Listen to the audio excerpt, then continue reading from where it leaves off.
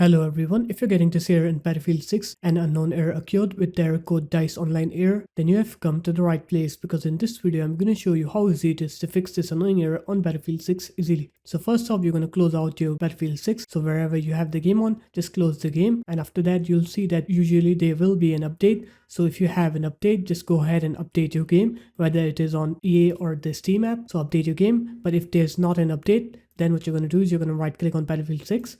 You're going to go into properties, you're going to go into install files. Here you're going to click verify integrity of games files, and now I'll show you how to do it on the EA app as well. You're going to go into your library and then you're going to select Battlefield 6. I'm going to use Battlefield 2042 as an example. You're going to go into manage, and here you'll have the repair button. So you're just going to click repair on here, and after that, once the game is done repairing or updating, now when you try to play Battlefield 6, you'll see that it will work correctly and you will not get that DICE online error anymore. So there it is guys, that's how easy it was. If you guys found this video helpful, make sure to leave a like, comment and subscribe to the channel, and I'll see you in my next video. Peace.